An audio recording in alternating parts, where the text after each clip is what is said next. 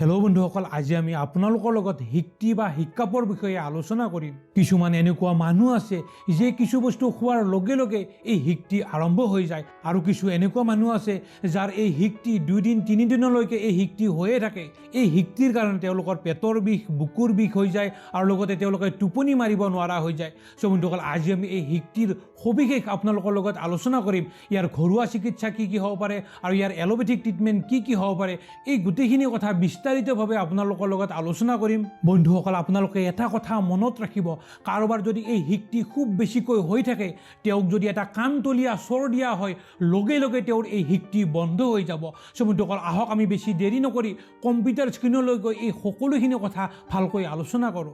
যদি আপুনি স্বাস্থ্য সম্পৰ্কীয় নতুন নতুন গুৰুত্বপূৰ্ণ তথ্য সদায় পাব বিচাৰে, তেনেহ'লে আমাৰ এই চেনেলটো ছাবস্ক্ৰাইব কৰি থৈ দিব। চ' বন্ধুসকল, আজি আমি এই ভিডিঅ'ৰ জৰিয়তে এই হিক্তি বা হিক্কাপ কি কি কাৰণত হয়, ইয়াৰ চিকিৎসা আৰু লগতে ইয়াৰ ভিতৰৰ কিছু কথা আপোনালোকৰ লগত আলোচনা কৰিম। বন্ধুসকল, মই সবিশেষ আপোনালোকক খুব ধুনীয়াকৈ বুজাই দিম এই হিক্তি বা হিক্কাপ কি কি কাৰণত হয়, আৰু ইয়াৰ ঘৰুৱা চিকিৎসা কি কি হ'ব পাৰে, আৰু ইয়াৰ এলোপেথিক চিকিৎসা কি হ'ব পাৰে, এই গোটেইখিনি কথা মই আপোনালোকক বুজাই দিম। আৰু লগতে বন্ধুসকল, মই যে আগতে এই কথাষাৰ ক'লোঁ যে কাৰোবাৰ যদি এই হিক্তি হৈ থাকে, তেওঁক যদি এটা চৰ মাৰি দিয়া হয়, লগে লগে ঠিক হৈ যাব, এই কথাষাৰ কিন্তু মই এনেই কোৱা নাই। আৰু ইয়াৰ বহুত ডাঙৰ এটা কাৰণ আছে বন্ধুসকল। আপুনি যদি এই গোটেইখিনি কথা জানিব বিচাৰে, তেনেহ'লে এই ভিডিঅ'টো আপোনালোকে শেষলৈকে চাই থাকক। চ' বন্ধুসকল, আহক আমি প্ৰথমতে এই হিক্তি বা হিক্কাপ কি কি কাৰণত হয়, ইয়াৰ ভিতৰৰ কথাখিনি বুজিবলৈ চেষ্টা কৰোঁ। বন্ধুসকল, আপোনালোকে ইয়াতে দেখা ধৰণে এইখন হ'ল আমাৰ বুকু, আৰু এই বুকুখনত ৰাইট ছাইডে এখন লাং থাকে আৰু লেফ্ট ছাইডে আমাৰ দুখন লাং থাকে, দুখন হাওঁফাওঁ থাকে। ৰাইট ছাইডে এখন, লেফ্ট ছাইডে এখন, আৰু ঠিক মাজতে লেফ্ট ছাইডে অলপ বেছিকৈ আমাৰ হাৰ্টটো থাকে। ওপৰত আমাৰ লাং দুখন আৰু হাৰ্টটো থাকে, আৰু তলত কি থাকে, আমাৰ পেটটো থাকে, ষ্টমাক থাকে, লিভাৰ থাকিব, আৰু আমাৰ নাড়ী ভুৰিবিলাক যিবিলাক আছে তলৰ ফালে থাকে। এতিয়া কথা হ'ল বন্ধুসকল, আপোনালোকে এইখন যে দেখিছে, ইয়াতে যে এইখন দেখিছে, এইখনক ডায়েফ্ৰাম বুলি কোৱা হয়। এই ডায়েফ্ৰামখনে আমাৰ বুকুখন আৰু পেটটো এইখিনি আমাক ছেপাৰেট কৰি ৰাখে। আমাৰ তলৰ ফালে যিখিনি পেট বা তাৰ অংশবিলাক থাকে, ওপৰ ফালে যে আমাৰ লাং দুখন আৰু এই হাৰ্টটো থাকে, হৃদযন্ত্ৰটো যে থাকে, এইখিনিক ছেপাৰেট কৰি এই যে ডায়েফ্ৰামখন আছে, এই মাংসপেশীখিনিক ডায়েফ্ৰাম বুলি কোৱা হয়। এই ডায়েফ্ৰামখনে আমাক এই বস্তু দুটা, বুকুখন আৰু পেটটো ছেপাৰেট কৰি ৰাখে। আৰু বন্ধুসকল, আমাৰ যে হিক্তি হয়, এই ডায়েফ্ৰামখনৰ কাৰণেই হয়। এই ডায়েফ্ৰামখন হ'ল এবিধ মাংস। এই মাংসখিনি যেতিয়া কন্ট্ৰেকশ্যন হৈ যায়, তেতিয়া আমাৰ হিক্তি বা হিক্কাপ হৈ যায়। আৰু বন্ধুসকল, এইফালে আপোনালোকে এই বস্তুটোত চাওকচোন, আমাৰ ঠিক গলৰ ফালৰ পৰা আমাৰ দুইফালে এডাল এডাল নাৰ্ভ আহে, আৰু এই নাৰ্ভ দুডালে কি হয়, আমাৰ এই যে মাংসখিনিৰ কথা যে ক'লোঁ, এই ডায়েফ্ৰামখন, এই দুইফালৰ পৰা এডাল এডাল দুডাল নাৰ্ভ আহি পেলাই আমাৰ এই ডায়েফ্ৰামখনক নাৰ্ভ ছাপ্লাই দিয়ে। নাৰ্ভবিলাক আহি ইয়াতে জইন লাগে। এতিয়া বন্ধুসকল, আমাৰ হিক্তি হয় কি কাৰণত হয়? এই হিক্তি আমাৰ মেইন কাৰণটো হ'ল যে আমাৰ এই নাৰ্ভডাল, এইডালো হ'ব পাৰে বা এইডাল হ'ল, এই দুইডালৰ কোনোবা এডাল যেতিয়া ষ্টিমুলেশ্যন হৈ যায়, তেতিয়া আমাৰ এই হিক্তি আৰম্ভ হয়। এই দুইডালৰ কোনোবা এডাল যেতিয়া ষ্টিমুলেশ্যন হ'ব, তেতিয়া আমাৰ এই মাংসপেশীবিলাক কন্ট্ৰেকশ্যন হ'বলৈ ধৰে। আৰু এই কন্ট্ৰেকশ্যন হ'বলৈ ধৰাৰ লগে লগে কি হয়, আমাৰ যে আমি কথা কোৱা যিখিনি কণ্ঠনলী আছে, সেই কণ্ঠনলীৰ ওপৰত কি হয়, হেঁচা পৰে। যেতিয়া এইটো কন্ট্ৰেক্ট হৈ যাব, যেতিয়া এইটো এনেকৈ কন্ট্ৰেক্ট হৈ যাব, তেতিয়া যি আমি বাহিৰৰ পৰা আমি কথা ক'বৰ কাৰণে বায়ু লওঁ, সেই বায়ু এই কণ্ঠনলীৰ লগত খুন্দা খাই পেলাই এনেকুৱা ধৰণৰ মাতটো আহিবলৈ ধৰে। আৰু ইয়াৰ উপৰিও আমাৰ ইয়াত তলৰ ফালে আমাৰ পেট আছে, এই তলফালে পেটটো আছে, ষ্টমাকটো আছে। এই ষ্টমাকত যিডাল ভেগাছ নাৰ্ভ বুলি কোৱা হয়, এই ভেগাছ নাৰ্ভডালো ইয়ালৈ আহে। এই নাৰ্ভডাল উত্তেজিত হ'লে, ষ্টিমুলেশ্যন হ'লেও কিন্তু আমাৰ এই যিটো আমাৰ হিক্তি বা হিক্কাপ হয়, এইটো তেতিয়াও হ'ব পাৰে। চ' বন্ধুসকল, এই হিক্তিৰ ভিতৰৰ কথাখিনি আপোনালোকে নিশ্চয় বুজি পালে। চ' বন্ধুসকল, আহক আমি এইবাৰ আলোচনা কৰোঁ এই হিক্তি হোৱাৰ মেইন কাৰণবোৰ, আচল কাৰণবোৰনো কি। কিছুমান খাদ্য, কিছুমান গেছ প্ৰডিউচ কৰা খাদ্য যদি আমি খাওঁ, যিবিলাক খাদ্য খালে আমাৰ গেছ হয়, বেলেগ বেলেগ মানুহৰ বেলেগ বেলেগ হ'ব পাৰে। যেনে মই যদি চিঙৰা বেছিকৈ খাওঁ, তেতিয়া মোৰ অলপ গেছ হয়। ঠিক সেনেকৈ কোনোবা বেলেগ মানুহে কিবা বেলেগ খাদ্য খালেও তেওঁৰ গেছ হ'ব পাৰে। চ' এনেকুৱা গেছ প্ৰডিউচ কৰা খাদ্য যদি কোনোবাই খায়, তেতিয়াও তেওঁৰ সেই হিক্তি হ'ব পাৰে। ইয়াৰ উপৰিও কাৰ্বনেটেড ফুড, যদি কাৰ্বনেটেড খাদ্য যদি খায়, তেতিয়াও এই হিক্তি হ'ব পাৰে। বা কিছুমান এনেকুৱা মানুহ আছে যিয়ে জলকীয়া যদি অলপ বেছিকৈ খায়, তেতিয়াও তেওঁৰ এই হিক্তি হ'ব পাৰে। তেতিয়া তেওঁৰ কি হয়, এই ডায়েফ্ৰামখন কন্ট্ৰেকশ্যন হৈ যায়, এই নাৰ্ভডালৰ কথা যে মই ক'লোঁ, সেই নাৰ্ভডাল উত্তেজিত হৈ যায়, যাৰ কাৰণে তেওঁৰ এই হিক্তি আৰম্ভ হৈ যায়। চ' কিছুমান খাদ্যৰ কাৰণে হ'ব পাৰে। ইয়াৰ পিছৰ কাৰণটো হ'ল বন্ধুসকল, এই মাচুলৰ কণ্ট্ৰেকশ্যন, সেই মাংসপেশীখিনিৰ কণ্ট্ৰেকশ্যন, এই কথাটো মই আগতে ক'লোঁ। এই মাংসপেশীখিনিৰ যেতিয়া কণ্ট্ৰেকশ্যন হ'ব তেতিয়াও তেওঁৰ এই হিকটি আৰম্ভ হ'ব। আৰু ইয়াৰ পিছৰ কাৰণটো হ'ল যেতিয়া তেওঁৰ সেই পেটটো, যেতিয়া তেওঁৰ বেলিটো খুব বেছিকৈ ফুলি যায়, ছাপ'জ তেওঁ অলপ বেছিকৈ খাদ্য খাই দিলে বা খাদ্য খোৱাৰ লগতে অলপ পানীটো বেছিকৈ খাই দিলে, তেনেকৈ যদি তেওঁৰ পেটটো খুব বেছিকৈ ফুলি যায়, তেতিয়া কি হ'ব, তেওঁৰ এই যিটো মাংসপেশীখিনি আছে এই ডায়াফ্ৰামখিনিৰ ওপৰত অলপ হেঁচা পৰিব, যাৰ ফলত তেওঁৰ এই মাংসপেশীখিনি উত্তেজিত হ'ব পাৰে বা কণ্ট্ৰেকশ্যন আৰম্ভ হৈ যাব পাৰে। তাৰ কাৰণে তেওঁৰ হিকটি আহিব পাৰে। আৰু ইয়াৰ উপৰিও অন্য কাৰণ হ'ল ইনফেকশ্যন। মানুহজনৰ যদি এই ডায়াফ্ৰামৰ তলৰ ফালে যদি কিবা ইনফেকশ্যন হৈ থাকে বা পেটৰ ভিতৰত যদি কিবা ইনফেকশ্যন হৈ থাকে, তেতিয়াও তেওঁৰ কিন্তু এই হিকটি আৰম্ভ হ'ব পাৰে। আৰু ইয়াৰ উপৰিও কোনোবা মানুহৰ যদি খুব বেছিকৈ ডায়েবেটিছ হৈ থাকে বা হাৰ্টৰকৈ যদি কিবা সমস্যা হৈ থাকে, সাধাৰণতে বন্ধুসকল আপোনালোকে মনত ৰাখিব, এই হিকটি যি মানুহৰ হিকটি হয় 99% মানুহৰ এনেই কিন্তু ঠিক হৈ যায়, তেওঁৰ চিকিৎসাৰ কোনো প্ৰয়োজন নাই। কিন্তু বাকী 1% শতকৰা এজন মানুহ এনেকুৱা থাকে যাৰ এই হিকটি কম নহয়, এদিন দুদিনলৈকে তেওঁৰ হিকটি হৈয়ে থাকে।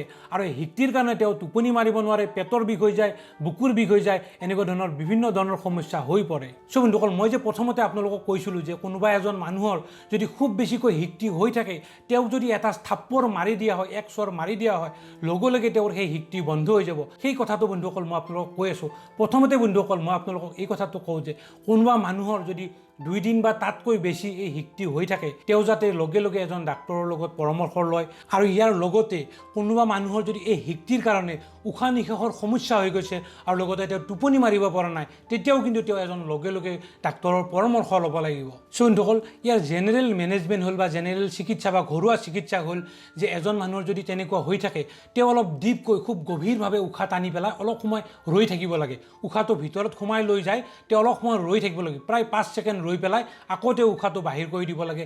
এনেকৈ তেওঁ প্ৰায় এটা এক্সাৰচাইজ টাইপৰ কৰি থাকিব লাগে। তেনেকৈ কৰিলে কিন্তু মানুহজনৰ এই হিকটি ভাল হৈ যায়। আৰু ইয়াৰ উপৰিও তেওঁলোকে যদি বৰফৰ পানী, খুব ঠাণ্ডা পানী, বৰফৰ পানীৰে যদি কুলি কুলি কৰি দিয়ে, গাৰ্গল কৰি দিয়ে, তেতিয়াও কিন্তু তেওঁৰ এই হিকটি ভাল হৈ যায়। আৰু ইয়াৰ লগতে অন্য এটা উপায় হ'ল তেওঁ এটা কাগজৰ ঠোঙা লৈ পেলাই, পলিথিনৰ ঠোঙা নহয় কিন্তু বন্ধু, কাগজৰ ঠোঙা এটা লৈ সেই ঠোঙাটোৰ ভিতৰত যদি তেওঁ উশাহ নিশাহ লৈ থাকে, এনেকৈ যদি তেওঁ বাৰে বাৰে চেষ্টা কৰি থাকে, 2 মিনিট 3 মিনিট যদি তেওঁ সেই ঠোঙাটো নাকৰ ভিতৰত মুখখনত সোমাই দি বেলুন যেনেকৈ ফুকাই দিওঁ আকৌ টানি দিওঁ, আকৌ ফুকাই দিওঁ টানি দিওঁ, তেনেকৈ যদি তেওঁ সেই ছিষ্টেমত কৰি থাকে, তেতিয়াও কিন্তু তেওঁলোকৰ সেই যিটো হিকটি আছে সেই হিকটি ভাল হৈ যায়। আৰু ইয়াৰ পিছৰ বন্ধুসকল অন্য এটা টেকনিক হ'ল বন্ধুসকল, আমি গিলাচ এটাত পানী লৈ পেলাই, সাধাৰণতে বন্ধুসকল আমি পানী কেনেকৈ খাওঁ, যে গিলাচটোত পানী ল'লোঁ, পানী লৈ এইখিনিলে আমি মুখৰে টানি দিওঁ। কিন্তু মানুহজনে কি কৰিব লাগিব, গিলাচত পানী লৈ পেলাই তেওঁ এই ছাইডটোৰে পানী খাব লাগিব। এনেকৈ লৈ এই ছাইডত মুখখন দি পেলাই অতুটা এইখিনিত লগাই পেলাই তেওঁ পানী খোৱাৰ চেষ্টা কৰিব লাগিব। এইখিনিত নহয় কিন্তু, এইখিনিত নহয়, অপজিট ছাইডটোত এনেকৈ লৈ পেলাই পানী খোৱাৰ চেষ্টা কৰিলে তেওঁৰ কিন্তু লগে লগেই সেই যিটো হিকটি আছে, হিকটিবিলাক পানী খাই থাকোঁতে হিকটিবিলাক বন্ধ হৈ যায়। তাৰ কাৰণ এইটোৱে যে তেওঁ অপজিট ছাইডে যেতিয়া পানী খাব, তেওঁৰ অলপ কষ্ট হয়, বুকুখন অলপ টানিব লগা হয়, যাৰ কাৰণে এই মাংসপেশীখিনি মই যে আপোনালোকক দেখুৱাই দিলোঁ, এই মাংসপেশীখিনিৰ ওপৰত অলপ হেঁচা পৰে, যাৰ কাৰণে তেওঁলোকৰ এই মাংসপেশীখিনি কণ্ট্ৰেকশ্যন হোৱা বন্ধ হৈ যায়। চ' তেওঁৰ লগে লগে কি হৈ যায়, এই হিকটিটো বন্ধ হৈ যায়। চ' বন্ধুসকল, ইয়াৰ যদি মেডিকেল ট্ৰিটমেণ্ট বা ঔষধৰ বিষয়ে কোৱা যায়, সাধাৰণতে বেক্ল'ফেন বুলি এবিধ ঔষধ পায়, সেই ঔষধটো দিয়া হয়। আৰু ইয়াৰ উপৰিও ক্ল'ৰপ্ৰমাজিন বুলি, মেগাটিল বা লাৰ্জেকটিল বুলি এবিধ ঔষধ পায়, সেই ঔষধটো ব্যৱহাৰ কৰা হয়। বা খুব বেছিকৈ যদি ব্যৱহাৰ কৰা হয়, সেইটো হ'ল মেট'ক্ল'প্ৰমাইড, এইটো বমিৰ কাৰণে দিয়া এবিধ ঔষধ। যেনে ৰিগলেন বুলি, খুব কমনলি ৰিগলেন বুলি ইনজেকশ্যন বা টেবলেট পোৱা যায়, এই ঔষধটো খুব বেছিকৈ এই হিকটিৰ কাৰণে ব্যৱহাৰ কৰা হয়। জেনেৰেলি মেডিচিন হিচাপে এইখিনি খুব বেছিকৈ ব্যৱহাৰ কৰা হয়।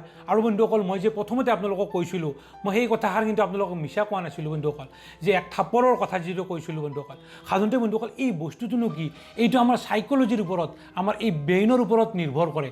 ব্ৰেইনৰ লগত কানেকশ্যন হৈ থকা বস্তুটো এই হিকটিটো আমাৰ ব্ৰেইনৰ লগত, যাৰ খুব বেছিকৈ হৈ থাকে, তেওঁৰ আমাৰ মগজুৰ লগত কানেক্ট হৈ থাকে। যদি মানুহজনক এটা ইম'চনেল এটা অত্যাচাৰ কৰি দিয়া হয়, মানুহজনে যদি তৎক্ষণাত যদি এটা দুৰ্ঘটনা হৈ যায় বা কিবা এটা তৎক্ষণাত চিন্তা হৈ যায় বা কিবা এটা প্ৰব্লেম হৈ যায়, তেতিয়া কিন্তু মানুহজনৰ লগে লগে বস্তুটো বন্ধ হৈ যাব।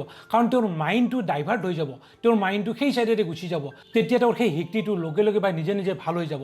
কোনোবা এজন মানুহৰ যদি খুব বেছিকৈ হিকটি হৈ থাকে, সেইখিনি সময়ত কোনোবা এজনে যদি মনে মনে তেওঁক গৈ পেলাই ওচৰত গৈ পেলাই যদি থাপ্পৰ এটা মাৰি দিয়ে, তেওঁৰ কিন্তু লগে লগে কি হ'ব, সেই হিকটিটো বন্ধ হৈ যাব। তাৰ কাৰণ এইটোৱে যে তেওঁৰ মাইণ্ডটো ডাইভাৰ্ট হৈ যায়। সেই হিকটিটো হৈ থকা সময়ত মানুহ এজনে মাৰি দিলে তেওঁৰ চিন্তাটো বেলেগ চাইডেদি গুচি যায় তেওঁ ভাবিব মোক কিয় মাৰিলি মইতো একো কৰা নাই তেনেকুৱা ধৰণৰ হৈ যাব পাৰে কাৰণ বন্ধুসকল মই যিটো এই কথাটো কৈছোঁ থাপ্পৰৰ কথাটো এইটো কিন্তু হকিকতত হৈ গৈছে এনেকুৱা ধৰণৰ চিকিৎসা কিন্তু আগতে হৈ গৈছে এজন এনেকুৱা মানুহ আছিল যাৰ খুব বেছিকৈ এই হিক্কাপ হৈছিল এই হিক্তি হৈছিল এজন ডাক্তৰৰ ওচৰত যেতিয়া গৈছিল তেওঁ বাৰে বাৰে কথা ক'ব পৰা নাছিল মোৰ অমুক এইটো হৈছিল এনেকৈ হৈছিল ডাক্তৰজনে গম পাইছিল এওঁৰ বহুত বেছি হৈছে তেওঁ ডাক্তৰজনে বাৰে বাৰে কৈছে কথাখিনি ভালকৈ কোৱাচোন ডাক্তৰজনে কথাখিনি বুজিছে কিন্তু তথাপিও তেওঁ কৈছে ভালকৈ কোৱাচোন কথাটো তুমি কি ক'ব বিচাৰিছা সেই তুমি কিয় এনেকৈ কোৱা ভালকৈ কোৱাচোন পেচেণ্টজনে কৈছে মই কথা ক'ব পৰা নাই মই কেনেকৈ ক'ম তেতিয়া ডাক্তৰজনে কি কৰিছে খং কৰি এক থাপৰ মাৰি দিছে আচলতে ডাক্তৰজনে জানি বুজি মাৰি দিছে যাতে মানুহজনক চাইক'লজিকেলি চিকিৎসা কৰিব পাৰে কিন্তু ডাক্তৰজনে যি উদ্দেশ্যত মাৰিছিল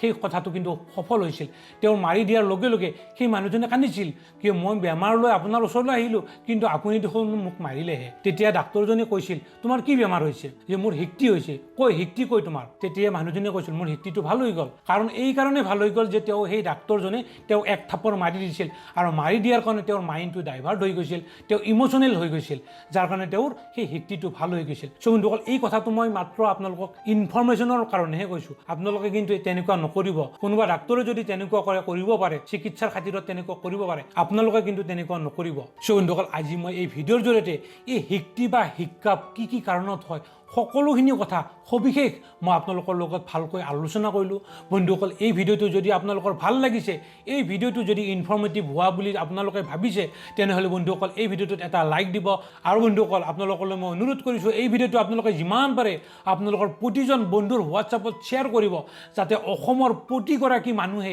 এই কথাটো গম পায় মই যিখিনি কথা আপোনালোকক ক'ব বিচাৰিছিলোঁ এই সকলোখিনি কথা যাতে অসমৰ প্ৰতিজন মানুহে গম পায় চ' ফ্ৰেণ্ডছ আজিলৈ মানে অহাকালি আৰু এটা নতুন টপিক লৈ আপোনালোকৰ ওচৰলৈ আহিম তেতিয়ালৈকে বহুত ধন্যবাদ